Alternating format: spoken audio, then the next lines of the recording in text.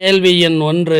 இந்திய அரசியலமைப்புச் சட்டத்தினை உருவாக்குவதற்காக அரசியலமைப்பு நிர்ணய சபை ஏற்படுத்தப்பட்ட நாள் எது? 1946 டிசம்பர் 6. கேள்வி எண் 2. இந்திய அரசியலமைப்புச் சட்டம் உருவாக்கிய பொழுது அதில் இருந்த மொத்த சரத்துக்கள் எத்தனை? 395 சரத்துக்கள். கேள்வி எண் 3. 18 வயது பூர்த்தியான அனைவருக்கும் வாக்களிக்கும் உரிமையை வழங்கும் சட்டப்பிரிவு எது? சட்டப்பிரிவு 326. கேள்வி எண் 4. தேசிய வாக்காளர் தினம் எந்த நாளில் அனுசரிக்கப்படுகிறது? ஜனவரி 25ஆம் தேதி அனுசரிக்கப்படுகிறது. கேள்வி எண் 5. அரசு நெறிமுறை கொள்கைகளுடன் நேரடி தொடர்புடையது எது? காந்திய கொள்கை. கேள்வி எண் 6. இந்திய அரசியலமைப்புச் சட்டத்தின் எந்த சட்டப்பிரிவு சுதந்திரம், சமத்துவம், சகோதரத்துவம் பற்றி பேசுகிறது? சட்டப்பிரிவு 38. கேள்வி எண் 7. இந்திய அரசியலமைப்பின் எந்த ஒரு பகுதியையும் யாரால் மட்டும் திருத்தம் செய்ய முடியும்? நாடாளுமன்றம்.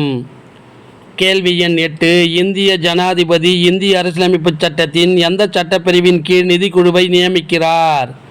சட்டப்பிரிவு 280 கீழ் நிதிக்குழுவை உருவாக்குகிறார். கேள்வி எண் 9. மாநில ஆளுநருக்கு முழு நிர்வாக அதிகாரத்தை வழங்கும் சட்டப்பிரிவு எது? சட்டப்பிரிவு 154. கேள்வி எண் 10. நகர்பாலிகா என்று அறியப்படும் சட்ட திருத்தம் எது? 74வது சட்ட திருத்தம். கேள்வி எண் 11. அடிப்படை உரிமைகளை மாற்றியமைக்கும் அதிகாரத்தை இந்திய பாராளுமன்றத்திற்கு வழங்கிய சட்ட திருத்தம் எது? 52வது சட்ட திருத்தம். கேள்வி எண் 12. மக்களவையின் பாதுகாவலன் என்று அழைக்கப்படுபவர் யார்? சபாநாயகர். கேள்வி எண் 13. அலுவலக ரீதியாக எப்போது முதலில் இந்திய தேசிய நாட்காட்டி பயன்படுத்தப்பட்டது? 1957 மார்ச் 22. கேள்வி எண் 14. அரசு வழிகாட்டு நெறிமுறைகள் எந்த நாட்டு அரசியலமைப்பில் இருந்து பெறப்பட்டது? அயர்லாந்து. கேள்வி எண் 15. அரசியலமைப்பை திருத்தும் முறை எந்த நாட்டு அரசியலமைப்பில் இருந்து பெறப்பட்டது? தென்னாப்பிரிக்கா.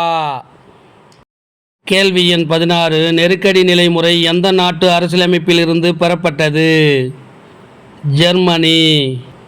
கேள்வி எண் 17. 73வது சட்ட திருத்தம் நடைமுறைக்கு வந்த பின்பு முதலில் பஞ்சாயத்துகளுக்கு நேரடி தேர்தல் நடத்திய மாநிலம் எது? ஆந்திர பிரதேசம். கேள்வி எண் 18. எந்த பிரிவின் கீழ் பாராளுமன்றத்தின் இரு அவைகளிலும் ஆண்டு நிதிநிலை அறிக்கை சமர்ப்பிக்கப்படுகிறது? பிரிவு 112 கீழ் சமர்ப்பிக்கப்படுகிறது. கேள்வி எண் 19. குடியரசுத் தலைவர் பதவிக்கான குறைந்தபட்ச வயது வரம்பு என்ன? 30 வயது. கேள்வி எண் 20. குடியரசுத் தலைவர் பதவிக்கான அதிகபட்ச வயது வரம்பு என்ன? அதிகபட்ச வயது வரம்பு கிடையாது. கேள்வி எண் 21. இந்தியாவில் பாராளுமன்ற இரு அவையை கூட்டத்தொடரை கூட்டும் உரிமை யாரிடம் உள்ளது? குடியரசுத் தலைவரிடம் உள்ளது.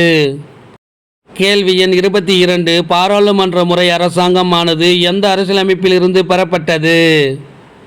பிரிட்டிஷ் அரசியலமைப்பில் இருந்து பெறப்பட்டது.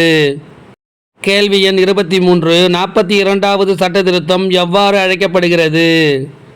சிறு அரசியலமைப்பு என்று அழைக்கப்படுகிறது.